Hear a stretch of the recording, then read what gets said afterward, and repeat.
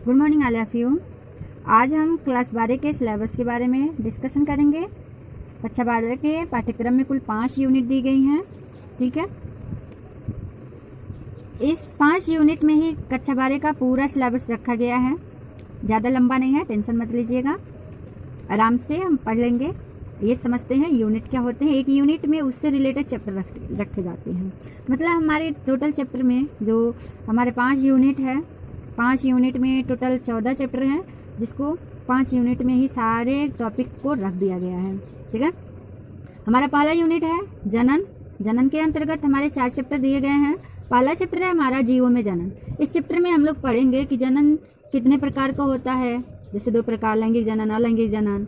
ठीक है, किस तरीके से जीवों में जनन होता है, ठीक, इसके बारे में डिस्कशन करेंगे। दूसरा चैप्टर हमारा है पुष्पी पौधों में लैंगिक जनन। अब जो हमारा पुष्पी पौधे है, फ्लावरिंग प्लांट है, उनमें जनन की क्रिया कैसे होती है। कक्षा 11 के क्लास में कई बार हम बताए भी थे आप लोगों को कि किस तरीके से फ्लावर होता है, एक लिंगी फ्लावर होता है, द्विलिंगी फ्लावर होता है, और इसमें किस तरीके से नर जनन अंग, मादा जनन अंग पाए जाते हैं। इन सब के बारे में बताए थे कि किस तरीके से वो मूव करता। अब हम लोग इस चैप्टर में पढ़ेंगे कि वह जो मादा जनन अंग है और नर जनन अंग है किस तरीके से एक साथ संलयन करते हैं और कैसे भ्रूण का विकास होता है, उस भ्रूण से कैसे अंकुरित होते हैं, भ्रूण अंकुरित होते हैं, अंकुरित होकर किस तरीके से नन्हे पौधे को जन्म देते हैं। ठीक है, अगला है हमारा मानव जनन। मानव जनन के अंतर्गत हम लोग पढ़ेंगे कि मानव में जो जनन की क्रिया है, विधि है, किस प्रकार से है।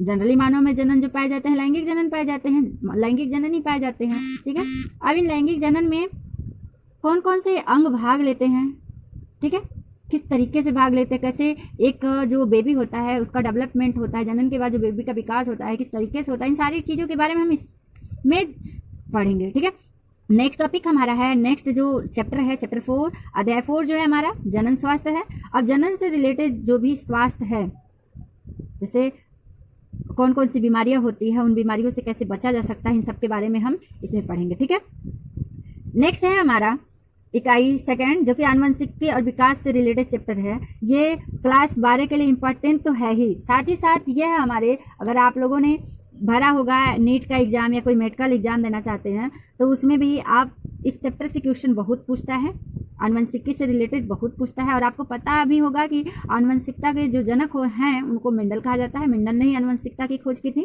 ठीक है, उन्हीं से रिलेटेड इस चैप्टर में पढ़ना है। इसमें 3 चैप्टर दिए गए हैं। पहला चैप्टर है वंशागत और विविधता। ठीक है, मेंडली वंशागत के बारे में हमको पढ़ना है। ठीक है, सेकंड है वंशागत का आणविक आधार। आणविक आधार आपको पहले भी बताए थे कि जो डीएनए होता है, आरएनए होता है, जो लक्षण को एक पीढ़ी से दूसरी पीढ़ी में ले जाने का काम करता है, उसके बारे में हम लोग पढ़ेंगे और डिटेल से पढ़ेंगे कि कितने प्रकार के आरएनए होते हैं, कितने प्रकार के डीएनए होते हैं, इसमें किस तरीके से एक दूसरे से संलयन होते हैं, आरएनए का निर्माण कैसे होता है, डीएनए का निर्माण कैसे होता है, इन सब के बारे में हम इस चैप्टर में पढ़ेंगे। ठीक है, 7वां चैप्टर जो है वो हमारा विकास है।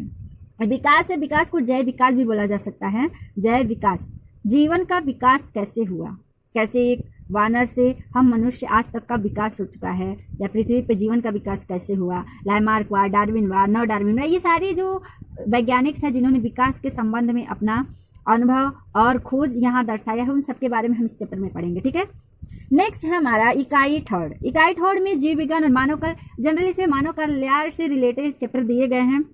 ठीक, इसमें 3 चैप्टर हैं जिसमें किस तरीके से जीव जो है मानव के लिए उपयोगी है, इसको इसमें बताया गया है। ठीक है, जिसमें मेरा पहला चैप्टर हम लोगों का कि मानव स्वास्थ्य और रोग। इसमें हम मानव में होने वाले रोग के बारे में पढ़ेंगे कि मानव स्वास्थ्य कैसे रह सकता है, इसके बारे में पढ़ेंगे। ठीक है, और साथ ही साथ कौन से रोग, जीवाणु से या जीव से मानव में कौन सा बीमारी होता है, इन सब के बारे में इस चैप्टर में दिया गया है। ठीक है, नेक्स्ट है खाद्य उत्पादन में वृद्धि की कार्यनीति। अब खाद्य उत्पादन में जो है कैसे वृद्धि कर सकते हैं, ये रिलेटेड हमारा जो है एग्रीकल्चर से है। एग्रीकल्चर मतलब कि जो कृषि पद्धतियां हैं, किस तरीके से किस पद्धति का विकास किया जाता है, किस तरीके से इनका उपयोग होता है, इन सबके बारे में इस चैप्टर में हमको डिस्कशन करना है। ठीक, नेक्स्ट है हमारा मानव कल्याण में सूक्ष्म जीव। अब मानव कल्याण के लिए सूक्ष्म जीव किस प्रकार से उपयोगी हैं, ठीक, उनके बारे में पढ़ना है। जैसे कि आप लोगों ने पढ़ा होगा कि मधुमक्खी पालन होता है, मत्स्य पालन होता है, ठीक है, दुग्ध उत्पादन है, कुक्कुट पालन है, पोल्ट्री फार्म है, ये सारे क्या हैं, उपयोगी है। साथ ही साथ सूक्ष्म जीव की बात करते हैं अगर, तो सूक्ष्म जीव में हमारा बेकरी फार्मिंग है, दूध से दही का बनना है, ब्रेड का बनना है, इष्ट से निर्माण होना, डबल रोटी बनना, ये सारी जो चीज़ें हैं जिसमें भी सूक्ष्म जीव का उपयोग होता है वह हमको इस चैप्टर में पढ़ना है। ठीक है, जैसे दूध से दही के बनने के लिए लैक्टोबैसिलस नामक जीवाणु जो होता है वह काम करता है। ठीक है, नेक्स्ट टॉपिक जो हमारा है वह है इकाई फोर्थ में जैव प्रौद्योगिकी और उसके अनुप्रयोग। अब इसमें हम जैव प्रौद्योगिकी पढ़ेंगे। ये हमारा चैप्टर जो है थोड़ा सा लॉन्ग है, लेकिन एक बार जब समझ लेंगे तो दिक्कत नहीं होगी। जैव प्रौद्योगिकी में जैसे बायोटेक्नोलॉजी, जिसमें हमने कई बार क्लास में भी डिस्कशन किया था कि किस तरीके से जैव प्रौद्योगिकी हमारे जीवन के लिए उपयोगी है। ठीक है, कौन सा सिद्धांत दिया गया है, कितने प्रकार के सिद्धांत, ये सारी चीजें इसमें दी गई हैं। ठीक है, नेक्स्ट है हमारा जैव प्रौद्योगिकी, हम उसके उपयोग। अब इस जैव प्रौद्योगिकी का हमारे जीवन में उपयोग कहाँ है, किस तरीके से है। जैसे आपको बताए थे कभी डिस्कशन करते टाइम कि बी कपास होता है, ठीक, बीटी कपास होता है। इसमें क्या होते हैं कि जीवाणु होते हैं, जीवाणु का जो डीएनए है उसको निकाल लिया जाता है। निकालने के बाद जो है उससे एक नया डीएनए तैयार किया जाता है और उस डीएनए को क्या करते हैं, कपास के पौधे में इंजेक्ट करा देते हैं। जब कपास के पौधे में इंजेक्ट करा देते हैं तो कपास का जो पौधा होता है वो जहरीला हो जाता है, लेकिन खुद के लिए वो लाभदायक होता है, खुद के लिए कुछ हानि नहीं पहुंचाता है। लेकिन जो उस पर कीड़े लगते हैं, गोलवर्म, जिससे उस पर कीड़े जो लग जाते हैं, उन कीड़ों के लिए लाभदायक नहीं होता, नुकसानदायक होता है, क्योंकि जब से कीड़े उस पर लगते हैं उनको वो डेड कर देता है, मार देता है। ठीक है, नेक्स्ट इकाई हम लोगों का है इकाई 5 पारिस्थितिकी एवं पर्यावरण। अब पारिस्थितिकी से रिलेटेड है जीव और तथा समष्टियाँ। जीव किस प्रकार से रहते हैं, उनमें आपस में किस तरीके से सम्मिलित रहते हैं, एक साथ कैसे रहते हैं, इनके बारे में पढ़ना है। नेक्स्ट टॉपिक हमारा 12वां चैप्टर है पारितंत्र। अब इकोसिस्टम किस तरीके से कार्य करता है, कैसे एक जीव दूसरे जीव से डिपेंडेंट है, कैसे एक दूसरे पे आश्रित है, इन सब के बारे में हमको कहाँ पढ़ना है, पारितंत्र में।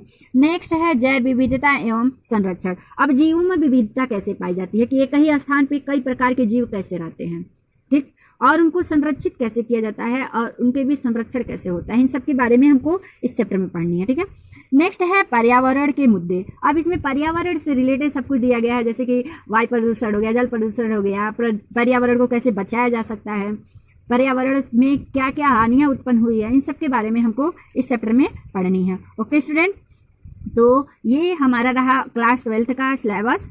नेक्स्ट डे हम लोग फर्स्ट चैप्टर का पहला टॉपिक पढ़ेंगे, जिसमें जीवों में जनन है। उसके लिए आप रेडी रहिएगा, आएंगे आपको पढ़ाएंगे। ठीक है, ओके।